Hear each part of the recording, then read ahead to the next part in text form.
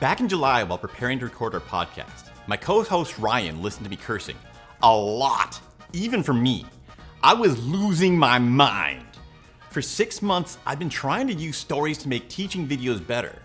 I was studying Matthew Dick's book, Storyworthy, and the advice made sense. Stories make teaching more engaging. But every time I tried it, it felt wrong. Too long. Too emotional. Like I was making the lesson about me, not about the part that people wanted to learn. I couldn't get any story to feel right, so I couldn't even get started. I was afraid I was starting to hate writing, so I asked Ryan for his advice. His answer, don't overthink it. Just write what comes natural to you. Fuck. This was gonna drive me mad, but I refused to give up. A few months later in October, I found a chance to speak with Matt himself. I asked him, why can't I make this work in my teaching videos? And his response? Oh, you're teaching. That's a different genre. You need to tone it down and make your stories shorter. You need to learn sales storytelling. Sales? I'm not trying to sell. I'm trying to teach. But I gave it a shot, and holy crap, it worked. For the first time, I wrote a story in my script, and the words felt good. It fit. It felt like it belonged there. This time when I read it to a friend, she just didn't listen as a favor. I saw her eyes light up. She leaned in. She cared. Matt was right again. The key to better teaching wasn't where I expected to find it. It was in sales storytelling. And if you made it this far in the video, you've already proved it works. But it's a scary thing to get started, so let's knock down the 3 things that stop most people from ever getting in the ring. The number one thing that most people get stuck with is on how long their story should be. This is easy to get stuck on because you know your story needs to fit in enough things to be effective, but if it's too long, you'll burn through any of the good benefits and be worse off than if you had never tried your story at all. Looking for advice what to do, you've probably been told some condescending version of, your story should be as long as it's interesting to your audience. Or, a good story can be hours long. Seriously, fuck off. We've got a job to do. People are depending on us to get things done. Every minute counts, yours and your clients. The answer is 2 minutes long.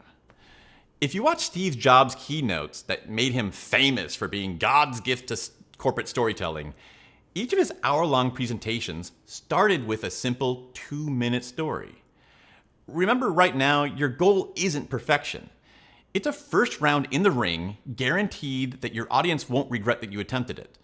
You can worry about getting fancy further down the road when you've got the basics solid under your feet. The 2-minute rule guarantees that, because there actually isn't that much that you need to say in a sales story. It doesn't need to entertain people all night, and it doesn't need to give every piece of information, and it doesn't need to explain the whole lesson. The story I told you ended nearly 2 minutes ago. The only job it needs to do is persuade people to care about what you're gonna say. People make decisions by emotions, then later look for the logic to support it. So put your short story at the beginning of what you have to say, and it'll charge every word that comes after it. If you nail the emotion part of your story, but forget something else later in the rest of your presentation, people will stop you to ask because now they want to know. So keep your story under 2 minutes and put it at the beginning, and know you'll get through your first round in the ring in one piece. With the length of your story sorted out, you'll be all set if you've ever told stories to your friends. But what if you're completely new to telling stories? Then you're probably gonna get stuck on what has to go in it to be interesting, but not too much that it rambles. And first, if that's you, like a big hell yeah for being so bold to jump this far deep end out of your comfort zone. Being willing to get this far out of your comfort zone is a huge mark of someone who's gonna succeed in this in the future.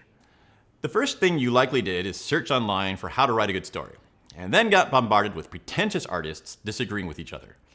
13-point structures, rising stakes, a climatic change where everything changes night and day in one brief moment. And oh yeah, it all has to be a true experience that happened to you. Terrible advice! For us, The right advice is almost the opposite. First of all we need to do is set the tone. If your story doesn't have much drama in it and is just a fun anecdote that you like, that will still work great here. In fact, it'll actually be better because that'll be easier to condense down in 2 minutes. The next, for sales stories, less is more. We're not trying to entertain our audiences. We're trying to connect with them.